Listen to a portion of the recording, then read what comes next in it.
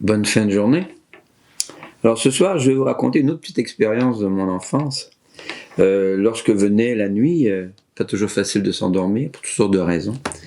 Et on m'avait appris à l'école qu'on pouvait compter les moutons.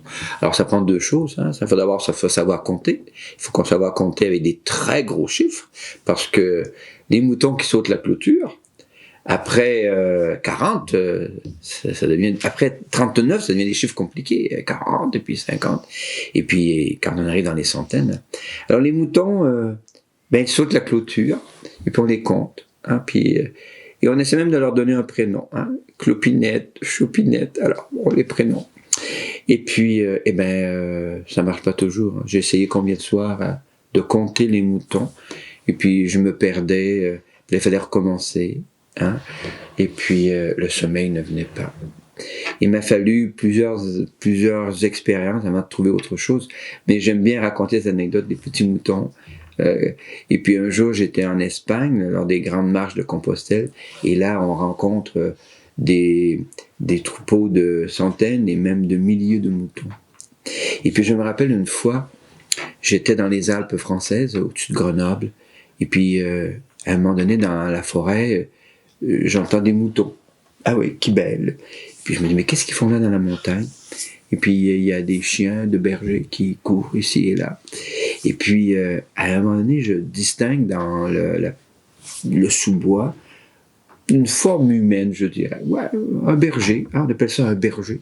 Celui qui prend soin des moutons. Et alors je fais oui, il fait oui.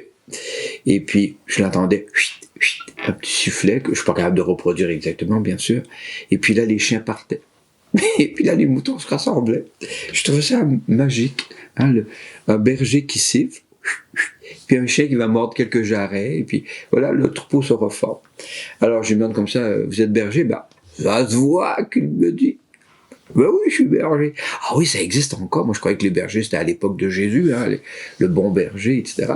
Ah, berger, parce que dans mon pays de neige et d'hiver, dans la montagne du bas du fleuve, à l'époque, en tous les cas, je ne me rappelle pas qu'on ait eu des moutons. Peut-être que si, mais je me rappelle pas vraiment. Et puis là, il me raconte, je dis, mais comment vous faites pour garder les moutons dans la forêt? Ils vont se perdre. Ah non, il y a les chiens. Et là, il me montre comment il fait courir ces chiens. Et puis, le troupeau se reforme. Mais vous allez finir la journée où? On va monter. Je pense qu'il y a un nom pour ça. Je ne me rappelle pas si c'est pas estivage, quelque chose comme ça. Et puis là, il monte un peu plus haut. Et là, il y a une espèce de refuge, ou comme une espèce de bergerie temporaire. Il ramasse tout le troupeau. Et puis là, il vérifie. Il me raconte qu'il vérifie les moutons. Les moutonnes et les moutons, ils sont tous là. Il les compte. Je dis, comme quand je me couche le soir. Il compte les moutons.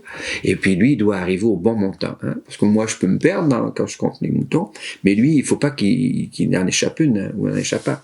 Alors, j'ai trouvé ça admirable. Et quand je pense à tout ça, je me dis, c'est bien quand même. Le berger, lorsque vient le soir, il rassemble ses troupeaux, ses brebis, ses agneaux, ses agnelles, et puis il les sécurise. Il les entoure. Et j'ai vu ça aussi quand je suis allé au Liban en 2013. On est allé en haute montagne. En 2017, je pense. On est allé en haute montagne et là, les bergers, ils ramassent aussi des moutons et ils font un enclos.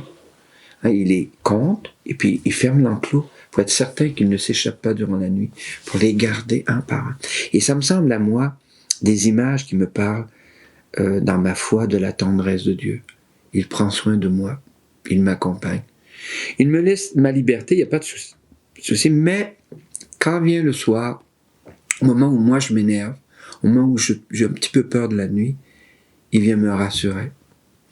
Il m'enserre, il me prend sur son cœur, il me dit, tu peux dormir, viens, tu comptes pour moi, tu as du prix à mes yeux, et je t'aime.